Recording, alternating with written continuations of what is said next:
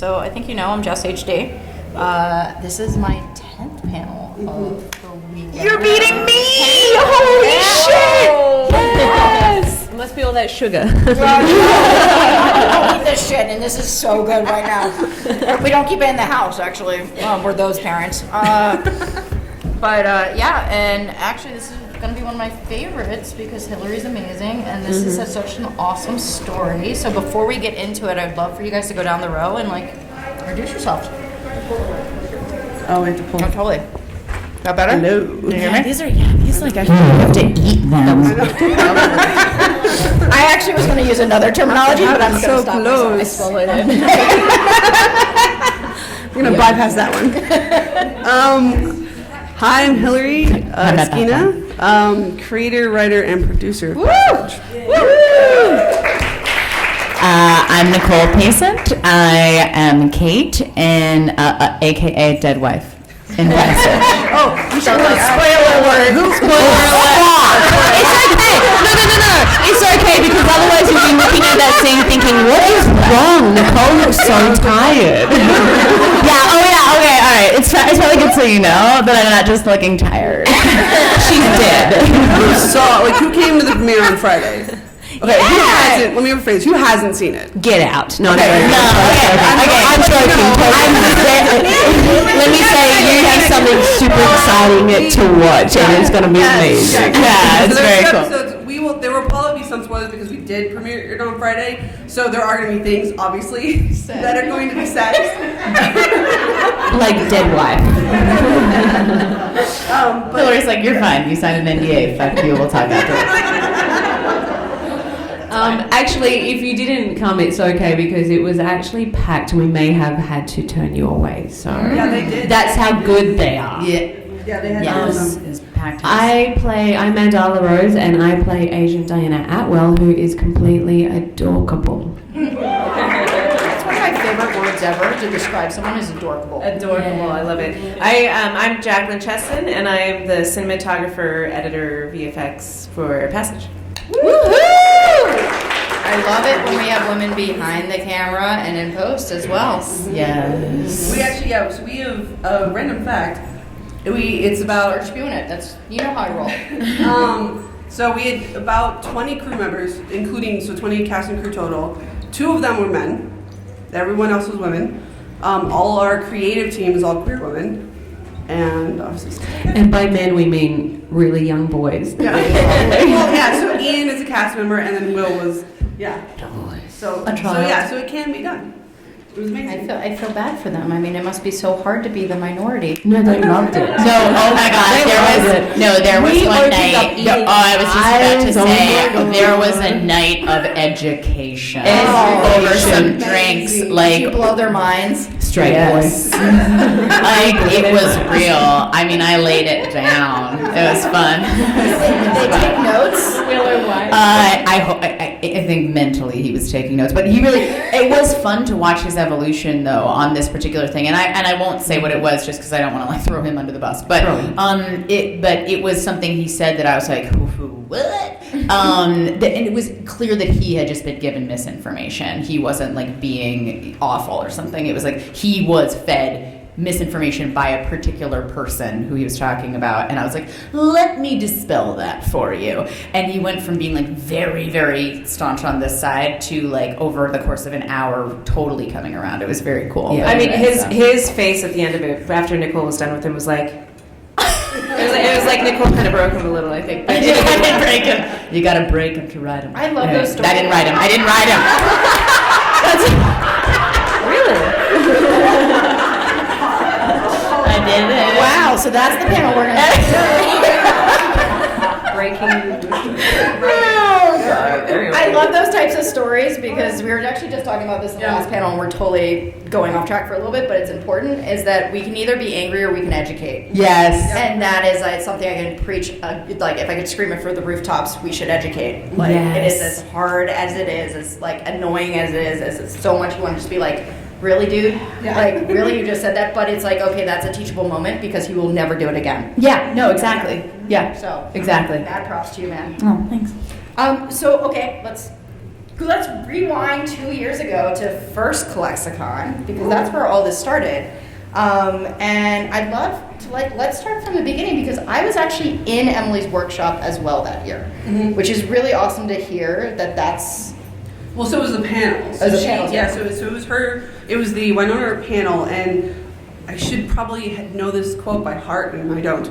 But essentially, on the panel, she got asked a question, and she was talking about how we're going to go out there and tell our stories and support our stories, and we're going to win. And so, leaving ClexaCon that year, I was just like, oh, I'm going to do it. I'm going to do it. And on the plane ride home, I essentially wrote Passage and this world and everything, and then got home and I was like, I don't know what I'm going to do. And was like, oh wait, I met Kristen. I'm going to check out Tello. And literally, you go to Tello, and it was the pitch to production, which was in its second year, and it was only online. So it wasn't here. So that's what I want to make sure. It wasn't with the pitch production that was at ClexaCon. It actually was the online one that we had to essentially write it up and then do a pitch video. So it was a little bit different, but still amazing.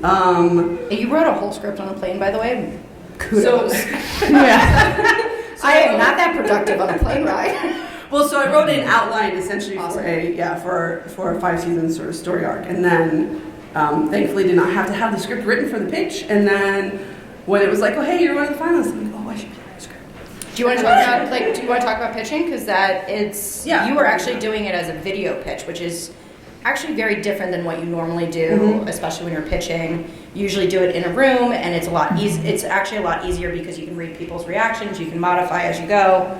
You want to talk about that process of like, hey, I'm just going to record myself on camera and like hope for the best? Yeah, that was a nice thing about doing it online. I could delete a lot of stuff or figure out exactly what I wanted to say. So the pitch itself for the original is typed up, so you had to have a synopsis, an episode outline, character outline. There's a lot more information that you had to submit to, and then it was the video. And so the video was basically you had 2 to 3 minutes, tell me about the story, and tell me why people will care. And so I agonized over how the heck am I going to make this really, really cool to sort of stand out. Thankfully, my background's in post-production, so I put together a really cool little trailer and then somehow got through being on camera.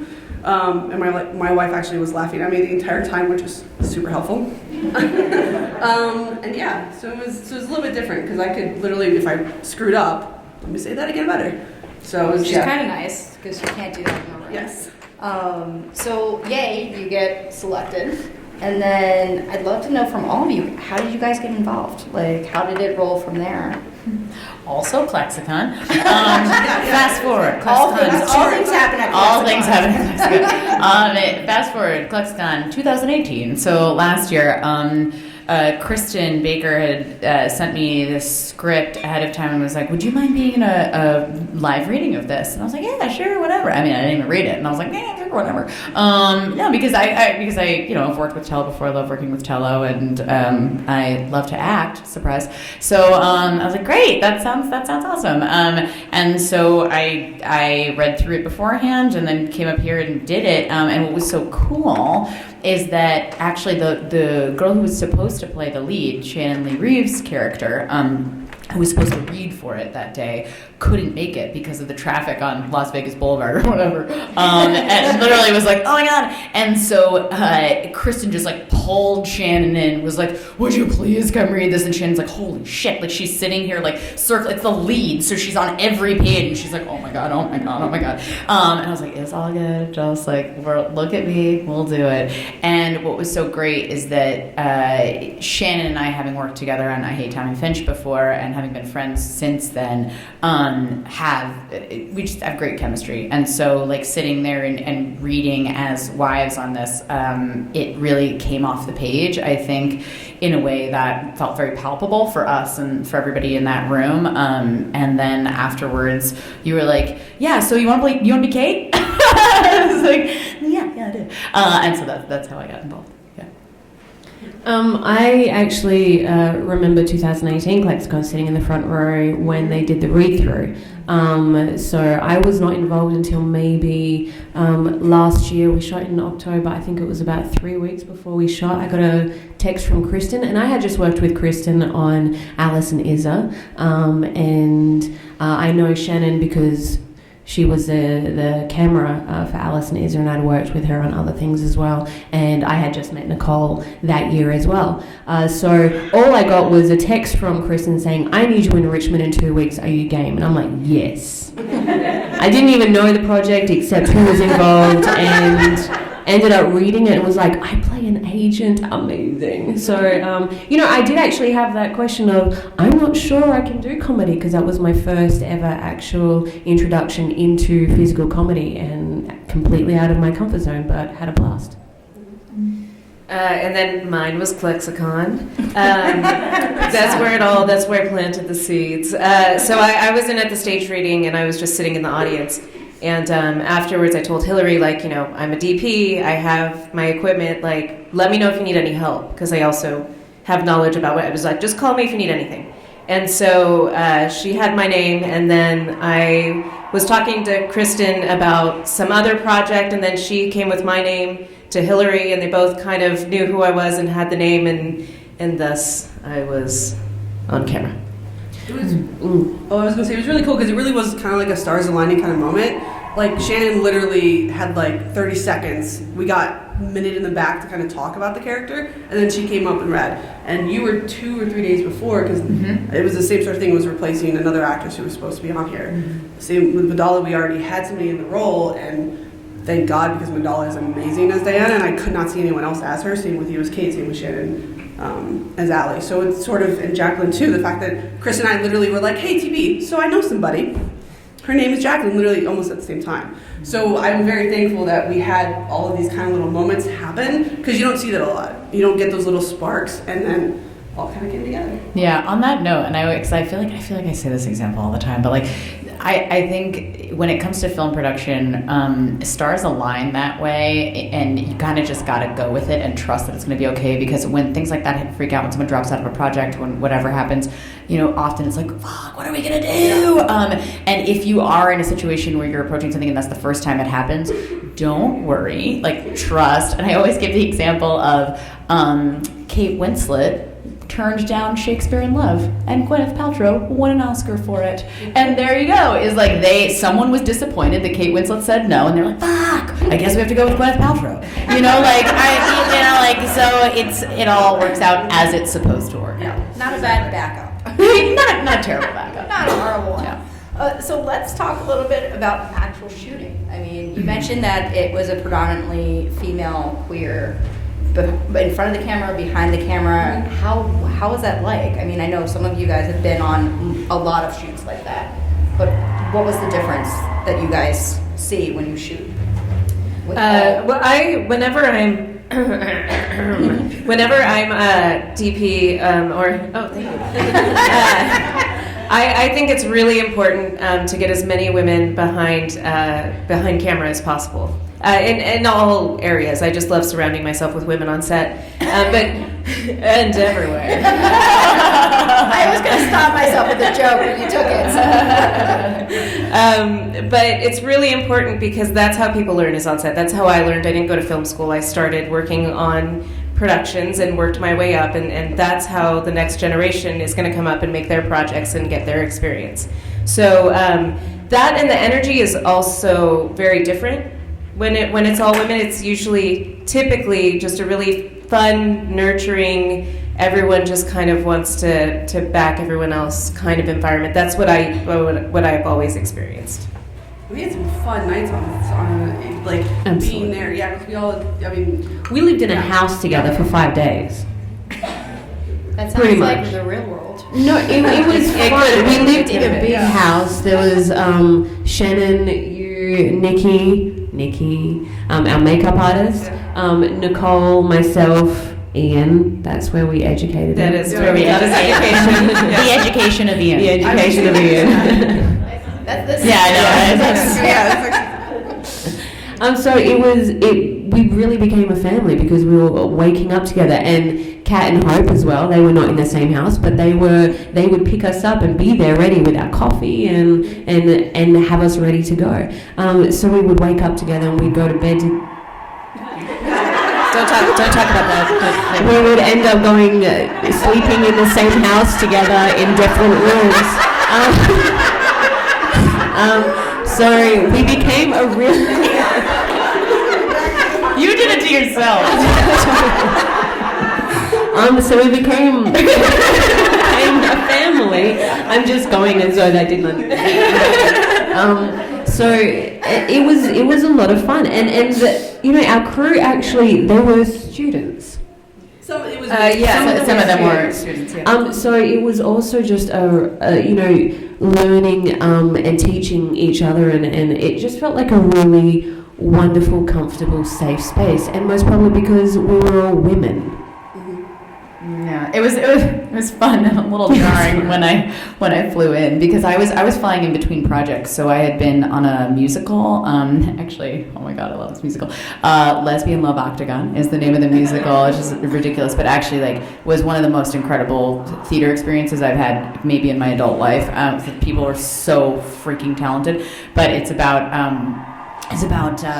the lesbian scene in New York in the 90s. But anyway, so I was coming right off of that and leaving at like 6 a.m. 2 days later. I was shooting for 2 days Passage, and then leaving at 6 a.m. to go to Portland to shoot a short film the next day. So it was like boom, boom, boom. So I'm coming in like a little disoriented and like, okay, I gotta work and sleep and do all this. And Mandahla and Shannan are in the car coming to pick me up with Hillary. The two of them are drunk and are like, "What's up?" And I was like, I'm setting the tone for the next few minutes. Wearing my onesie as well. Definitely had this, but I think it had alcohol. It was a big whiskey trip. This is like, all right. No, it was like a really fun set that way. Yeah. Welcome to Whiskey. Welcome to Passage. So I would love to know, Hillary, especially first time out of the gate, what was the biggest challenge going from writing something to actually having to make it? Everything. Because with pitch production, it's they basically say, here's kind of the steps you're going to do, and then go do it. So I was very much thrown into the deep end of the water and basically had to learn everything. And thankfully, everyone who I asked questions, don't ever hesitate to ask questions, like told me what I need to do, whether it was SAG-AFTRA, whether it was locations, whether it was all that stuff. I did also get very lucky that I was in Virginia, so I knew kind of where I wanted to shoot. But it was the first time going location scouting and thinking, okay, what does it sound like? Thankfully, Jackson told me that, listen to sounds, listen to what's going on. Always. Look at where the light hits at certain times. I'm trying. It was just, but I loved every minute of it. So that's why it was challenging in the best possible way. Because there were days, Hope and you and Kat, we had basically let's walk through the entire prop list. Where they came down and we got to do that. So it was a lot of different roles because it is a new film, but also at the same time I learned so much of now, hopefully, moving forward I can do more. And so that was kind of cool to do.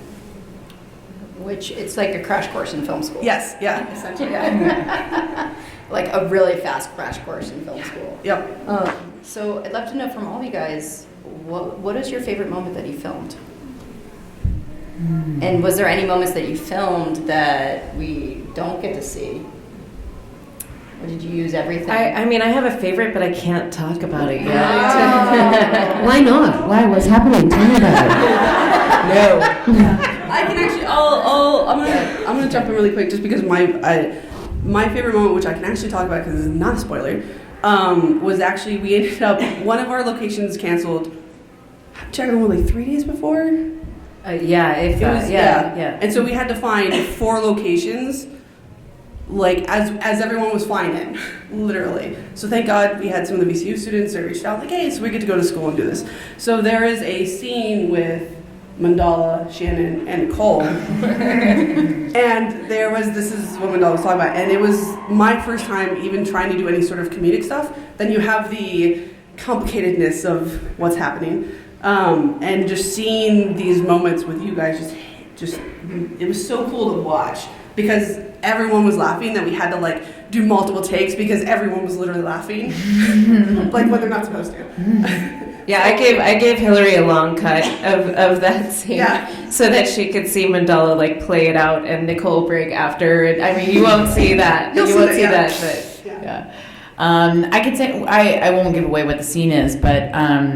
My favorite scene was it has to do with the girl who's our daughter, who actually is played by Kristen Baker's niece, who is so sweet. And I just sat on the steps with her talking like theater afterwards. It was great. She's like 8 years old.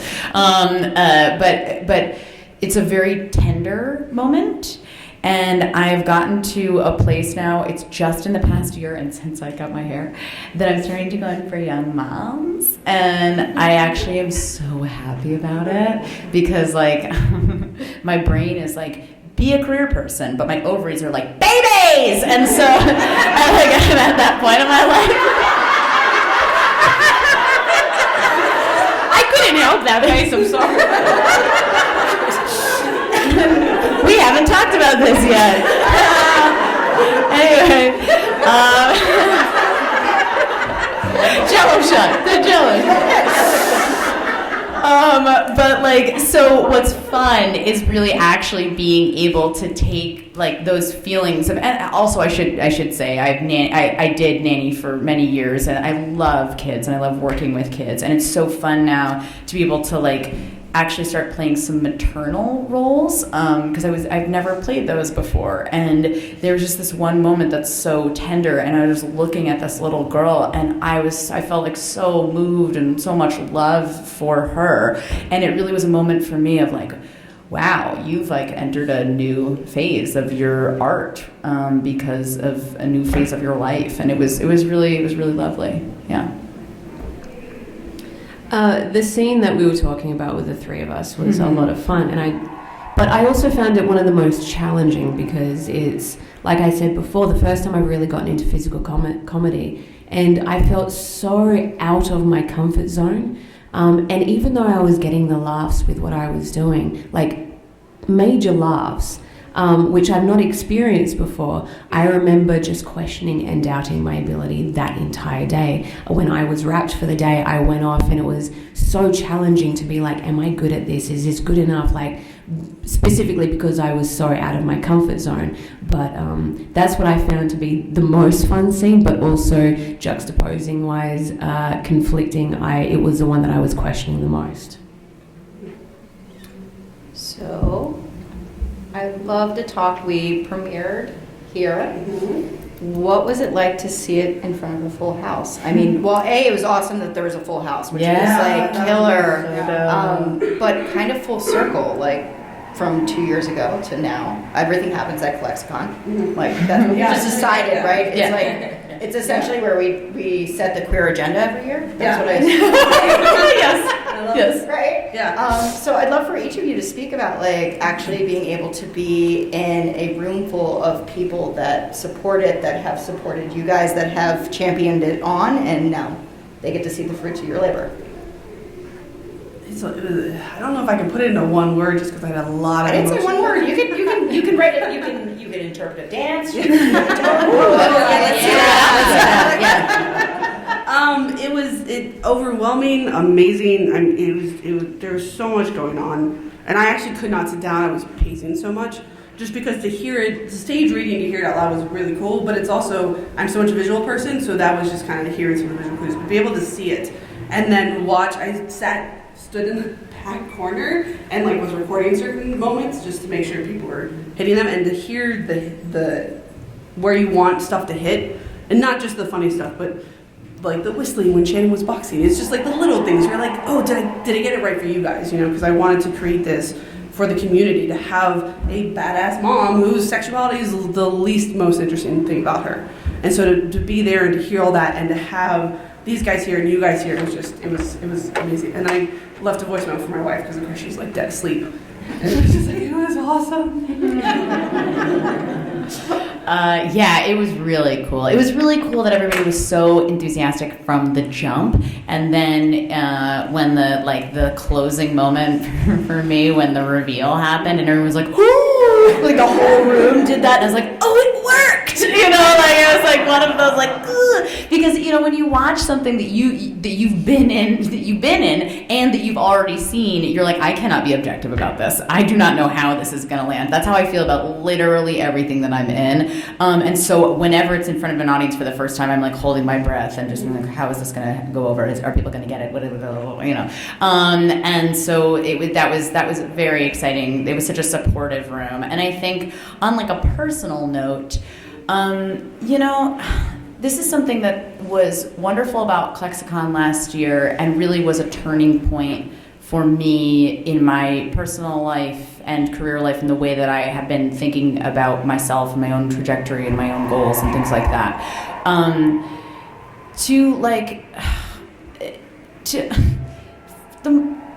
When I came on screen and people clapped, I was like, what? Like, I would never have expected that. And as an actor, we're out there like grinding all the time, and it is exhausting, and there's so much competition, and you're constantly putting yourself out there and being told, nah, you're too short, or like whatever it is, And so to have people clap and have said, with that clap, I have appreciated your work, it made me be like, okay, still going. It really is like the lifeblood that keeps actors going, I think. So that was a really lovely moment for me.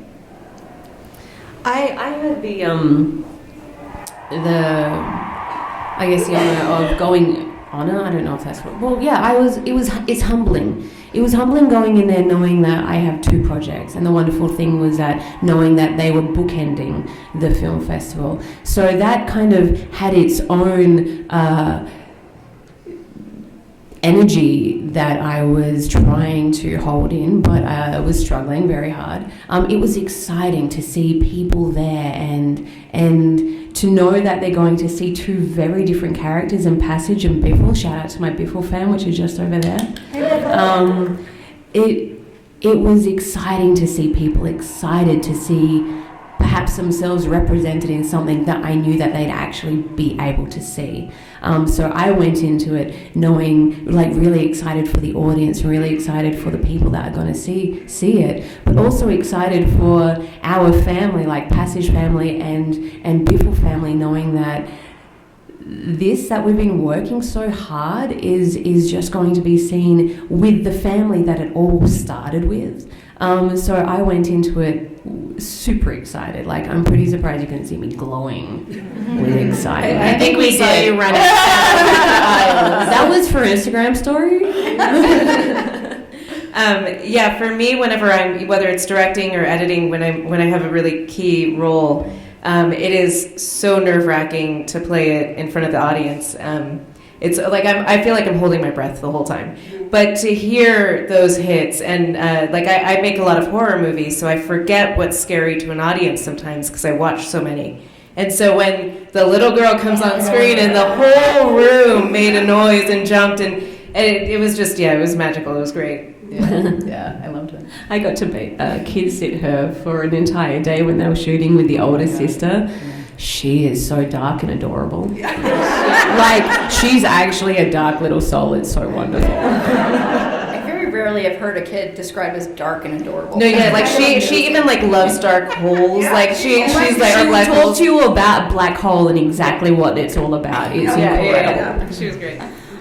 So I'd love to know from all you guys. You guys have done amazing work in independent film, and I think what I love is, what is your pieces of advice to creators that are in the audience about working in independent film? Like, what is a couple good nuggets of advice to up and coming creators? Jacqueline, do you want to start? Sure. I just, keep at it. There's a way to make your project, whether it's something small going on to, like YouTube, or it's something larger going on to huge screens. There's always a way to make your project, so don't give up. Just find that way, and, you can get creative. That is something that's super important, to get creative when you're putting your project together. And really just surround yourself with good people who know their shit. That's the important thing. Absolutely. I would say be brave. don't let something that perhaps you might think would hold you back, because there are other ways, and there are always possibilities of actually getting something made. And when I say be brave, I mean, if you have someone who you want to be in this story, and if that person who wants to be in there believes in that story as well, like, ask them. Maybe they want to help, even if it is low budget still or whatever. People are willing to actually put their time in if they believe in the story and they believe in what is happening. So be brave. Yeah, and also I echo everything that they just said. I was going to say the same thing, and I would say two more things. People get lit up by your passion. When you are passionate about something and you put it out there, people, it's contagious, and you just keep putting it out there and keep being passionate about it. People will start to catch on.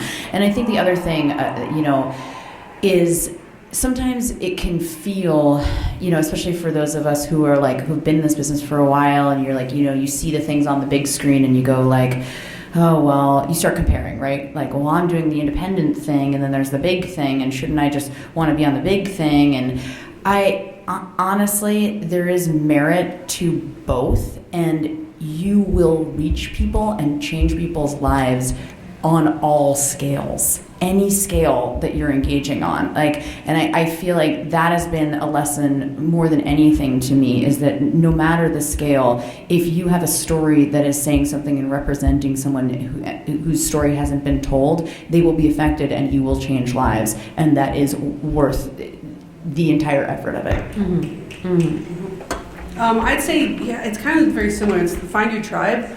And most, like I said, the tribe I found was literally here at ClexaCon, and that's from friendships to working relationships to everything, because then they will show up. But then also make sure that you show up for that. Like, don't just be like, hey, I have this thing, come support it, and then be like, oh, bye. Like, don't, like, it's sort of you want to be able to, support them back, because it's something that we need to continue to lift each other up. And so I would say, find your tribe. Mm-hmm. Awesome. So before I turn it over to the audience, I'd love to know, where are you guys going now? You've premiered it. Mm-hmm. What are the plans? Because those that weren't able to see it here want to see it. And I'm sorry. Oh no, you make it sound like it's going on a shelf somewhere. No, it's not. So, to explain, so basically the 2-episode premiere was because we thankfully did get the 2 episodes ready to go, because we are going to hopefully be doing a couple of festival stuff, and then the goal is to, part of the pitch production is we do get a distribution with Tello, and so the goal is to be on Tello by mid to late summer. And so we're just kind of waiting for some of the other things to kind of figure out what's happening. Yeah, basically we're finishing up the last few episodes in post, and we're going to try for a couple of festivals, and then summer it'll be on Tello first. And if you don't know what Tello is, look up Tello. It is content made for our queer community. It's the price of a cup of coffee. Mm-hmm. So skip your cup. Literally, yeah. Especially this coffee. But it's half a price. Yeah, half a cup of coffee here. But you can skip a cup of coffee and support queer content. Super easy to do. And then you get to see amazing, awesome, wonderful content such as this. So I want to turn over to you guys. Well, so before, I'm going to surprise Jess. So who wants to say hi to Shannan? Yeah. Anyone here? Yes. Let's do it. Go for it. Magic. Oh my God, you're calling her. Yeah. I thought it was a video. Why are we videoing her? No, we're going. You Okay. guys actually hear that? We'll be like, Yeah. I can't see you, connection. Hello? Hi, Shannon. Hi, we wish you were here. So much. I wish I was there too. Are you guys having a good con? Yes. Aww, that's amazing. I would love. Does anyone have a question? No. Silent. So I would love to know what was your favorite part of shooting Passages? Sorry. Oh man. Oh, that's tough. Shoot. I don't think. Okay, so I can't tell you. I have one favorite part, but I can't tell you because you guys can't see it, haven't seen it yet. And so my second favorite part would be the kids, like June and oh my goodness, Annabelle. Thank you. These girls, man, they just jumped in, and little Annabelle in her ghost costume. It was so awesome to get for a series was so fantastic. And then just to have these two little girls that were such powerhouses, and they took to Mandahla and Nicole and I rubber to glue. It was really fun. Yeah. See, Shannon's my age too.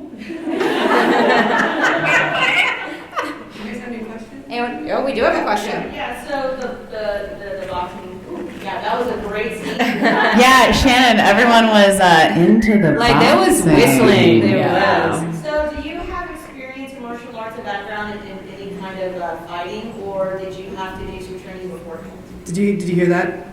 I did, thank you. So I have a background in stunts, and I was in karate and kickboxing when I was younger, but I knocked my teeth out in a gymnastics accident, and then I got them replaced, and I was like, well, I don't want to mess those again, so I took myself out of fighting for real and did stunt work. But then when Hillary and I were talking about Allie, and she was a boxer and everything, it was something that I kind of wanted to get back into. But I have an injury, and it kind of limits some of the stuff that I can do.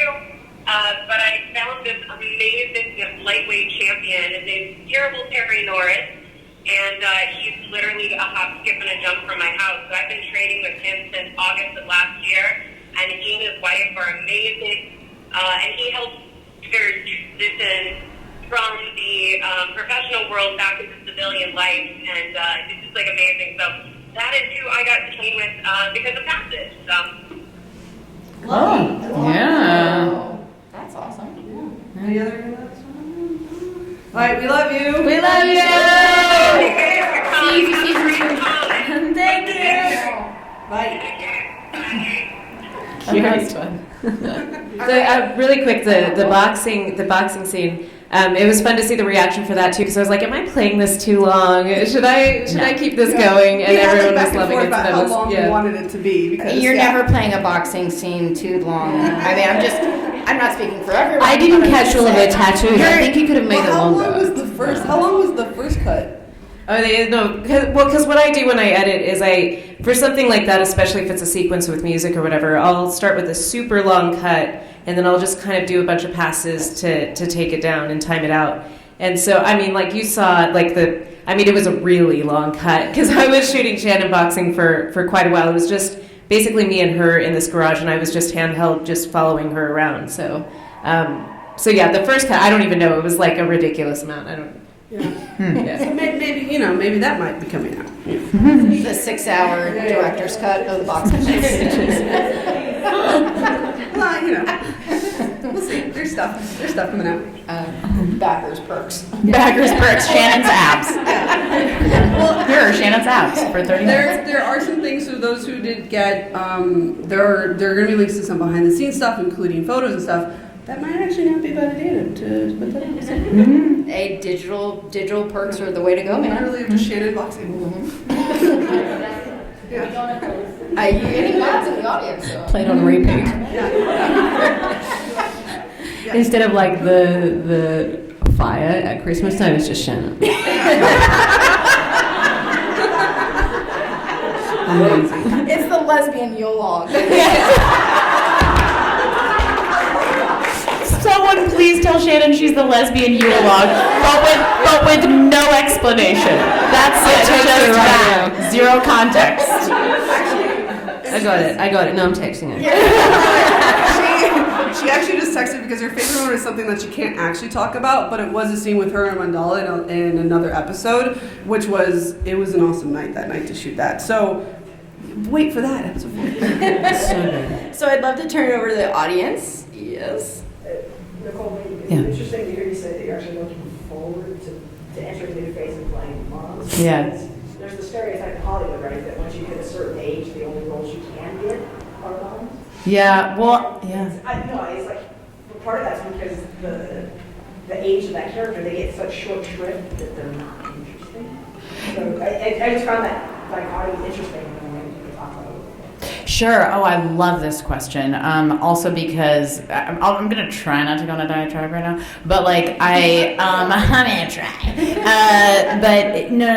It's interesting. I've been thinking a lot about ageism. I mean, I've always thought about it since I'm doing this business, but I've thought about it a lot since Me Too, because it's the thing that I want to happen next. Where I'm like, okay, can Me Too start? Can we start talking about how men determine when a woman's expiration date is in this business? Yes. And how roles aren't written for women over a certain age, and how incredibly toxic and unhealthy that is especially for women coming up and thinking that, oh God, I have until I'm 30 or whatever to be desirable, and then I'm useless. I don't know. I mean, like You're put out to pasture. You're put out to pasture.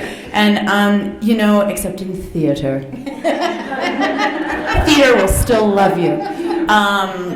Anyway, but so I think about this a lot, and it's really funny because I think that the combination of sort of feeling more and more emboldened to talk about this and being like, fuck you if you don't like my age, really feeling that way in my own personal life, and then with starting to see some more representation of women looking different ways and being different ages, and God bless Orange is the New Black, and like bringing some of that onto screen has felt very empowering to me too. So I've let go a little bit of the fear of that.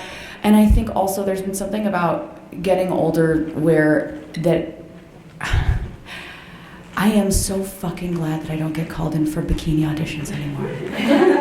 I am so glad. It is a joy to me that I look at these breakdowns come through and be like, oh, thank God. Thank God, because I have no desire to do that. I always want to be something more than the way I look anyway. And if people are going to start discounting me for like hot roles, great. I get to play more interesting roles now. And I think like in some ways, what's more interesting than being a mother? Being able to have that experience of that kind of love. Like, when are the stakes higher than when you're a mom? They're not. And to me, like, I just hope that we see more and more female writers coming up, and female producers and directors who are writing roles that are more interesting and multidimensional for women once they hit motherhood. And I think we are starting to see that. So yeah, that's why. Yes. So the series is kind of rooted in the supernatural, but also mythology. Which came first? Was it kind of something that the weird mythology kind of turned into a supernatural theme, or was it something that started with the supernatural and then you got getting to add in mythology to it? It was kind of both, actually. It was a little parallel. So the paranormal, sort of wanting to do sci-fi fantasy. I'm such a sci-fi fantasy baby. Has always sort of been there, and so that sort of paranormal has always been like jotted down off to the side. And then coming home was just a very random conversation, and it was sort of like, I really want to do something with like mythology, but like, how can I take it in the modern world, right? How can I make it unique to like this kind of day and age? And so it was a very random search, and I happened to come upon Janus, which is the Janus agent. And so there are reasons why it's a Janus agent. The projects were Tunis, the fates were called Parquets. So I did a lot of research to find all the connections, to find what they all meant, and then sort of like, okay, how can we make this cool now into sort of paranormal and paranormal spirits, and sort of how they are in this world, and sort of figuring that kind of out together. So thankfully it really meshed really well, so where I wasn't like, crap, how do I make this all connect? And it just kind of came together really nice. Performances are great, story is great, but watching it on screen, the exterior shots and the location, why did you choose Richmond? Because it was visually is great. Wouldn't imagine Richmond looking like that. But anyway, why did you choose Richmond? Because I think you said there were several other locations. What was it about that? Yeah, so there was, we kind of had to go like, okay, all of our actresses are in LA, do we shoot in LA? And then it was like, well, there's a lot of permits and outside.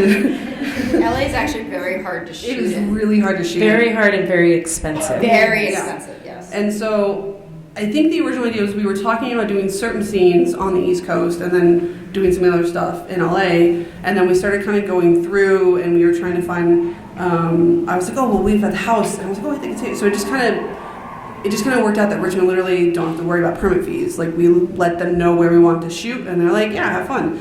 And then the guy was amazing, but it's great to really know. was. Like, Yeah. that's actually a really good tip to know, is that find places that don't have those permit fees, because that can add up very, very quickly. Each city, county, each city has a film office. They have something specific to a film office, so call them. Call around. Richmond was not the only place I was looking on the East Coast. It just happened to be that we had found a really, really awesome cemetery. And we're like, well, that's where we're just going to go and do everything else and sort of build it out like that. And so it was kind of finding those random things that worked. And it seems like a lot more work to fly everyone out there, but it actually was way less. It was financially way less to do that. And then it also, like you said, bringing this family together and having that connection where we were all there. So. There's something magical about bringing a cast out into somewhere other than where they live. They're able to really just kind of let go of a lot of stuff, like the day-to-day stuff, and really get engrossed in their characters and the world, and you all become, it's like a weird little summer camp, yeah. You know? Yeah. I just got a reply back from Shannan. What does that even mean, ghosty face? Just leave her I'm just going to leave it. Do you have any other questions? This is more of just a comment. Talking about how stars align with Nicole and Shannan, and I've seen other projects that you guys have been in together. Mm-hmm. So I think there is a lesbian Jesus that just that made it work. Because you guys really do have great chemistry together, and Thank you. It's just so looking forward to seeing you guys do stuff again. Thank you. It really was like an instant. Like, I think Chris and I locked eyes. Like, Kristen came up and like, hey, it's done, and then looked at me and I'm like, oh, yeah. we have so much fun working together. And I mean, I think again, like, you know, what most people didn't get to see was I Hate Tommy Finch on stage, which was really like a haunt.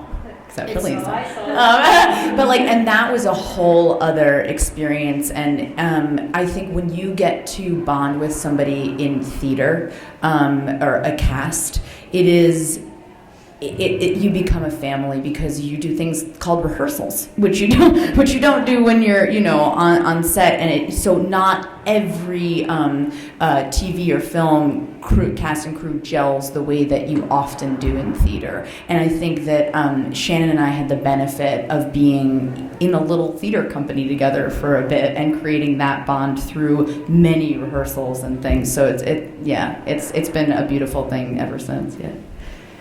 I feel like Nancy Leigh had a question. Yeah, I know. I was the same thing. It's more of a comment. Okay, so I made a note, so no bikinis. So it's a skinny dipping scene now, is that all right? Oh yeah, that's fine. That's liberating. That's different. That's liberating.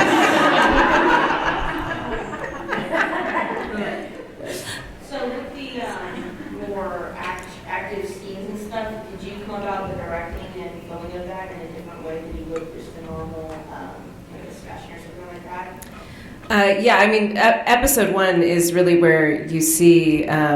That's probably one of our trickiest scenes to pull together with the Fates and so when it's anything action or fast-paced like that, you do need a lot more setups because you need those quick shots to cut away to, and that's what builds up the action. Also, sound design is huge. Actually, our sound editor is in the back. I see her over there. Her name's Nicole as well. Oh, hey.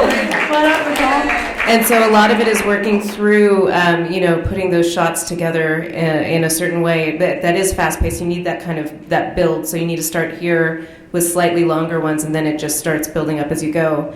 But a lot of that is also sound too.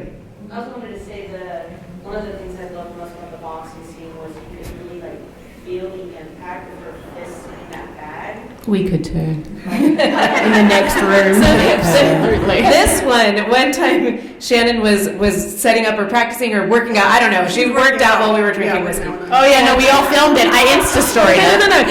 Okay, so it was in the garage. We were all in the garage. In the garage. And garage.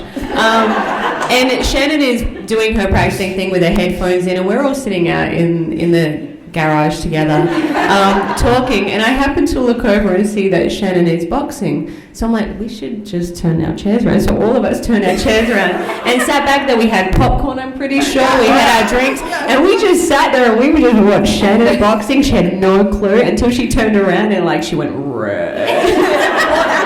You came out and like filmed it, and we started saying stuff and like making. Oh my god, yeah! I had it clicked, and so her reaction on your Insta story was like, "Oh shit!" Yeah, she's like, "Oh guys!" Like, but and then Insta story then took me an hour to post because A, I'm terrible at Instagram, and B, I was high. I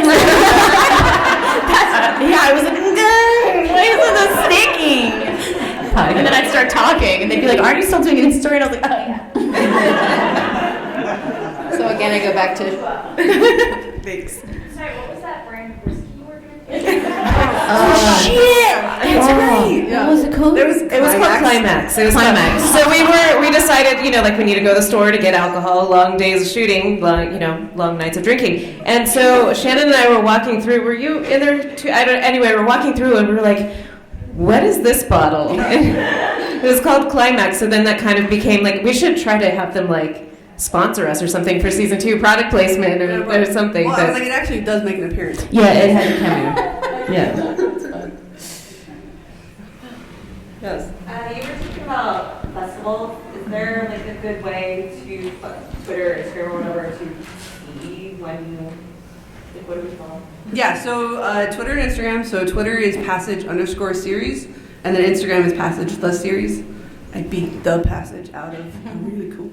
What? Well, to follow up on that, what festivals are you guys currently looking at? Have you submitted to any? Don't look at me, it's you, Jen. I don't know. Yeah, so I don't think there's a real. This is also new. We'd like to ask questions because I actually don't know. But we did. So we submitted to Outfest because the hope is that we can do a full premiere at Outfest, just because of everyone involved, and it would just be really cool because it was sort of spurred from creating more representation for our community, and so that would be really awesome if we do that. So we're hoping. Yeah, I mean there's some festivals that will let you premiere and still show there. But then there's some that don't, so you kind of have to hold off from releasing if you want to, try to get into some of those. So that's kind of what we're trying to do with a couple of them, and yeah. Any other questions? Just Hillary, I know that Jen and I came up to you after the premiere and stuff like that, but we forgot to tell you our exact quote at the end of it. Other than that, at the end, we were like, what the fuck, Hillary? I was a cliffhanger. It was yeah, that's good. I think Yes. Yeah, I think I was talking to you, Kimberly, but I was a little concerned because of Nicole. I was like, oh, they might hate me that she's dead. Well, you didn't kill me. But I guess he killed me before. And then in the story. The thing about this story, and what was so great about actually having a location shoot, is that when we were kicking back at the end of the night, we got to ask Hillary questions and actually delve into the story. This isn't just what you see in the first episodes. This story is so deep. So Nicole's character being dead has quite a, it's gonna be, if this story is amazing. It is fun, it is amazing, and there is so many layers, and I just needed to say that, apparently. So I'd love to. Darren. Yeah. No, I'd love. Oh, sorry. Is there a question? Because this world is so deep and rich and full, what are the plans for season 2? Oh, you just took my question. I was just following up with that. Awesome. Same thing. You gotta answer questions. I know it's practice. So like I said, I did sort of build out a season, 5 seasons essentially. There's a lot going on. That's why there's a lot of conversations happening. It was awesome because I gave them all Harry Potter. I'm like, here's your Harry Potter. Wait, what? Harry Potter? What do you mean you gave them? I gave them all. We have the Bible. We didn't get to talk about this. Does anyone? Diana is Are you at? Wait. Hufflepuff. Okay, so because we did have a conversation about all our houses as actors, obviously, because women do not. Yeah. But somebody on the crew asked, what's their house? And that's such a great way of breaking down a character. Yeah. Straight away, I knew Diana's Hufflepuff. Yeah. So anyways, so season 2, sorry. Season 2. We're going to Harry Potter. So the nice thing about also being here too is I thought there was only like one sort of next step. I thought, okay, great, we're gonna do this, and then I'm just gonna have to go off and do it again and try to figure out. But also having been here now and sort of learning more about what I can do, if it's, hey, we're gonna package this for a season, I'm gonna have these next sort of outlines and go to a bigger one, so maybe we can get representation on a bigger platform. Not in a bad way, but just like getting more queer content out there. So there is outlines, there's plans, we're just trying to figure out sort of which way do we go to make sure that we're telling the story correct, to make sure you guys get the content and can still enjoy it. If you had a choice, and I know you're talking about different avenues, which one would you take? Would you take a web series season 2? Would you take a pitch to a larger streaming network for TV? Or would you go the film series? It's like choose your own adventure. I know what you mean. I think it would be the one where because the stories. No. It's actually good thinking about it, but this is totally gonna be me thinking out loud. The story itself can be, thankfully, because of how I wrote it, can be sort of meshed to sort of fit whatever platform medium we have. And so if it's hey, we can do it, but you only get one more season and 10 episodes, then that's sort of, okay, well then can I tell the rest of the story how I want to in those 10 episodes? Or is it, hey, I'm gonna push through my own because I know it needs to be 2 more seasons at 8, and maybe it's slightly longer. So I think it's trying to figure out sort of what, if they come and say, hey, this is what we can do, and be like, actually, yes, I can do the story the right way to honor all these characters and to tell the story, great. And if not, then I'm going to push through and we'll do it that way. Awesome. Any more questions? Yes. I'm curious now, what are your outcomes? Okay, wait, so as an actor or the... Okay, because I did just through this figure out that Kate, my character, is a Gryffindor. For numerous reasons. But number one, much like Lily Potter, she is dead. So there's... I thought, why not? And then Nicole is also a Gryffindor. Is also a Gryffindor, though. I often say that I'm a Slithergriff because I really there's a whole lot of Slytherin going on, but ultimately I think, given the work that I do, Gryffindor. I haven't thought about this until right now. Why is it a Slithergriff? If you're a Gryffindor, wouldn't it Griffin come first? It's just what people say. But then why wouldn't you be a Gryffindor? Okay, that's why. I guess that's why. Is it everyone that's next? Okay. Diana is Hufflepuff, definitely. I'm Slytherin. And then Mandahla Slytherin, but Diana's Hufflepuff. So, challenge. Jacqueline, what's yours? Okay. When I first was choosing houses, I'm like, I'm totally a Gryffindor because I'm brave and I want to be good and I want to do good. And Nicole met me and she's like, you're a Slytherin. Straight away, and I'm like, oh. I'm a Slither. Well, okay, so I take tests and I get 2 different versions. I'm a Gemini, so I think maybe one of my twin is a Ravenclaw and one of them is a Slytherin because I get both. Oh, I can see those. Slitherclaw. Yeah. Slitherclaw. Yeah. I like that. I'm a Slitherclaw. Like, Ravenclaws, they want knowledge for knowledge. Slytherins, they want knowledge to succeed in whatever their ambition is. So if you want to succeed, then you're Slytherin primary, but you still want that knowledge and stuff, so you're a Ravenclaw secondary. Love it. I love this. I love this. I could talk about this. I'm a Slitherclaw. So I was split pretty much down the middle. I think technically Hufflepuff was like a little more, and then it was Gryffindor, so I don't know what that... Griffin Puff? Aww, that's cute. Sounds like an amazing, that's stuffed a new animal. shifting. What about you, Jess? I know this one. I'm a Gryffindor. Yes! Yeah, we actually, random tangent, we just started reading Harry Potter to my daughter on her 5th birthday. So she turned 5 last month, and we got her a beautiful edition of Harry Potter, and we're reading it every night. So she's very excited to find out what her house is. Oh, that's so cool. That's awesome. And that's actually her favorite question to ask people. Yeah. So she's been asking everybody. All right, so we're out of time, but what I would love to know from each one of you is, well, twofold. One, what are you working on next? Where can we find you? Mm-hmm. And 2, what is the one thing you want people to take away from watching Passage? Can I go last? I want to hear what they have to say first. I want to hear what they say first. And what do you want people to take away from Passage? Okay, cool. I think, well, where you can find me, and I'm at Nicole Pacent on all the things. I don't really do Facebook anymore, except for like people my parents' age who I still want to keep in touch with. So just Twitter and Instagram, and mostly Instagram. But I have Coming Out Pod every week. It's every Wednesday. Thank you. It's been, the reception has been unbelievable, and we just had a really great live show. So you can find us at Coming Out Pod on everything.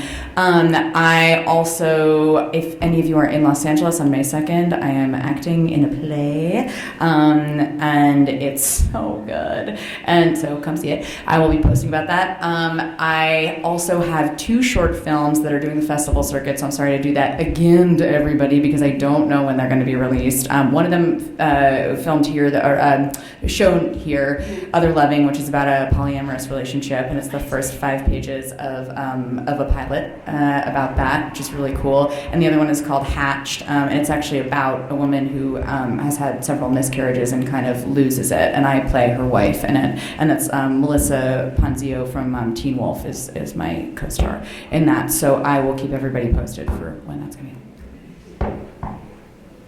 What do you think people should take away from Passage? Oh, fuck. What I think people should take away from Passage.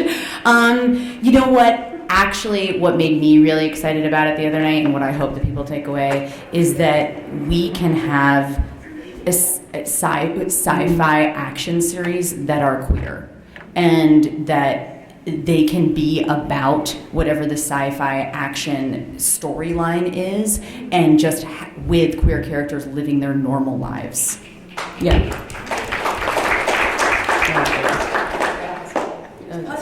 You can find me at Twisted Rose with a double I on Twitter and Instagram. I have Biffle coming out. We premiered the first 3 episodes at the same time, not bookending Passage. So that's very exciting, a lot of representation there. I play Sarah, they, them, there, ace lesbian. I also have a feature film coming out called For the Love of Jessie with Adrian Barbeau. It is a straight film, but that's okay, don't judge it. I play a great straight person, at least. Do you? You do. I also have Forever Not Maybe, which is actually the film that I first moved to the States for. So it started out as Large Little Excuse. It was going to be a web series, but we ended up turning it into a feature film. It is a story about 2 women who meet and fall in love. Elizabeth is a concert pianist from Corsica, and I am a lighting director born and bred in LA, and it's their meet and how they fall in love, and it follows their story on a long distance relationship and how they go about that, working in a very male orientated industry. So I'm very excited to bring that out to people very soon. Also, you know this whole Queer Eye thing with all the men? There is a Butch Powell for the Straight Gal coming out, and it is a lesbian version of Queer Eye, and I have just been cast as Sam, the interior designer. So keep an eye out for that. Lauren from Lauren Nicole's Coming Out Pod is also one of the Fish Five. It's called Fish Five. We are the Fish Five. And Ali Johnson, who created it, is also one of the Fish Five. Fish Five, we teach straight girls how to be awesome. I don't know actually what we do, it's just going to be fun. Fish Five. Okay, you can find me, I think I'm Jack Chesson on all the social medias, JAC and then CHESSEN. I'm the cinematographer for a short film called The Bra Mitzvah coming up. I did have Wedding Dress premiere here, and that is online as well, so you can check that out on YouTube, on the YouTubes. And I am starting my next feature too. I have a lot of projects going on, but yeah, I think those are the big next feature with? I don't know. It's not this person sitting next to me. Twitter is at RY Esquina. So next, we have I'm trying to think of what's going on. Oh, there's also are you talking about the short film? Can we talk about that? Yeah. Yes. Jacqueline and I are working on another short. Essentially, I call it a apocalyptic comedy. So we are in the process of working on that and putting that together. I have another shirt that's in the, thankfully, ClexaCon. We talk to all the people and you get to make amazing things, and so that's hopefully we'll do too. And then Holiday Help Desk came out in December with Shannan and Reeve as well. So yeah, all the things. Awesome. Well, thank you guys so much, and yeah, have an awesome. Thank you guys. Thank you so much. Thank you.